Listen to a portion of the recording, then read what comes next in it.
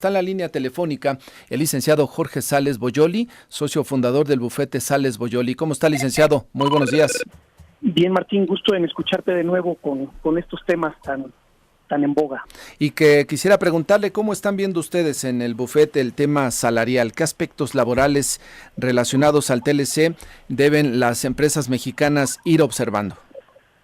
Bueno, creemos que es un tema que debe mirarse con especial atención y que hay que irle tomando el pulso a estas negociaciones que mencionabas.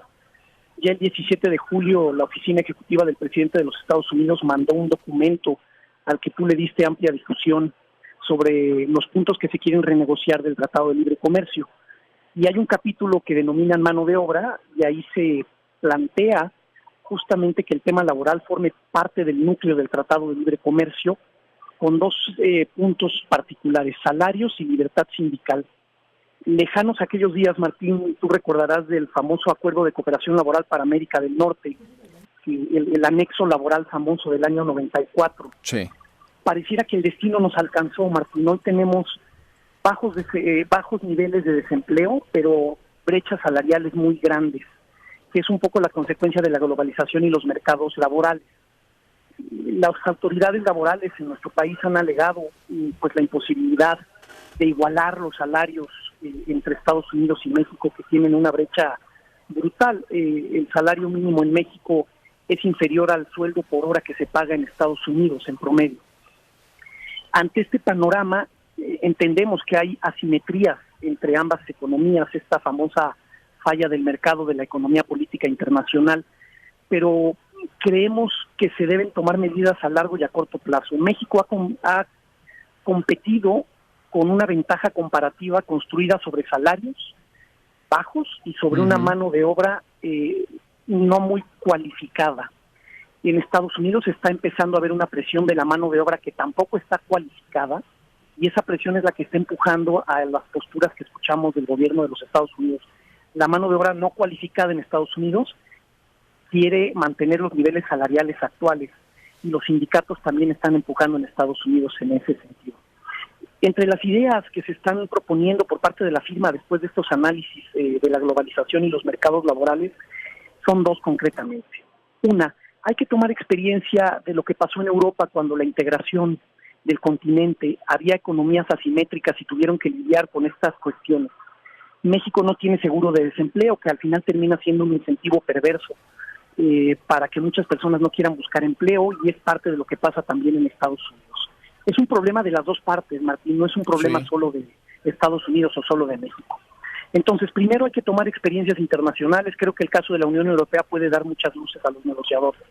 Y luego lo segundo, pensar en volver a un salario mínimo diferenciado, pensar en las zonas geográficas o pensar en algo que ya se hizo en Europa en algunas épocas, salarios mínimos para gente joven diferenciado de salario mínimo para personas de otras edades.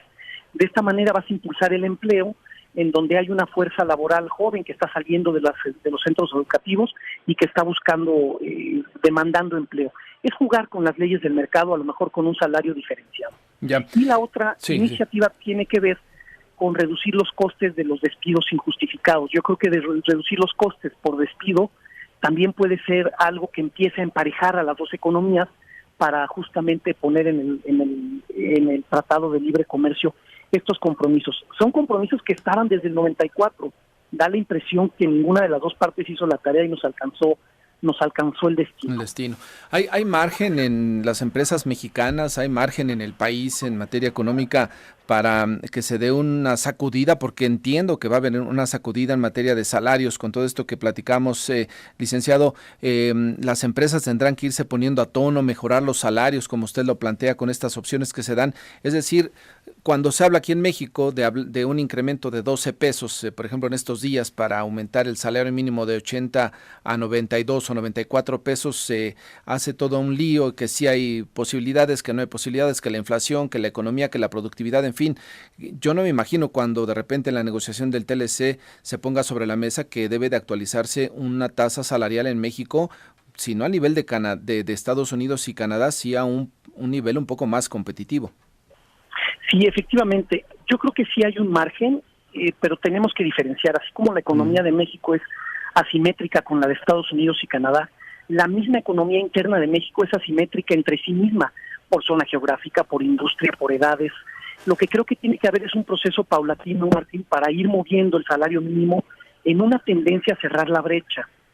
Sí que es cierto que cuando la mano de obra no cualificada percibe un incremento importante en el salario mínimo, las economías han demostrado que entonces aumenta el desempleo, porque se tiene que pagar más, entonces se emplean a menos personas no cualificadas. Y México, insisto, ha construido su economía con una ventaja comparativa sobre salarios bajos y mano de obra no cualificada. Creemos que sí hay un margen, pero tiene que empezarse a hablar de un salario mínimo a lo mejor diferenciado. Para la maquila, por ejemplo, que son las inversiones que vienen de Estados Unidos, creo que ahí hay mucho margen de maniobra. Es más o menos es el 2 o 3% lo que se paga de salario en México por día comparado a lo que se paga por salario en México en Estados Unidos.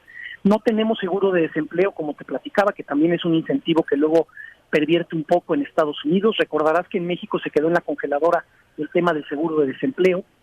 Y decirte también que que yo creo que el gobierno está trabajando en ese margen de maniobra que tú mencionas con la reforma constitucional en materia laboral, que fue un poco la factura que se tuvo que pagar para poder entrar al TPP por una de las exigencias de los demás socios de este club. Entonces hay margen de maniobra, es limitado, hay que ser creativos y también no hay soluciones mágicas ni de corto plazo. Y hablando de soluciones de largo plazo, pues sí, habría que pensar en mejorar la capacitación y la formación de los cuadros mexicanos para dejar de ser solo mano de obra no cualificada. Yo creo que en esto se ha avanzado gracias al libre comercio, es decir, empieza a haber una mano de obra más cualificada, pero todavía hay asignaturas pendientes.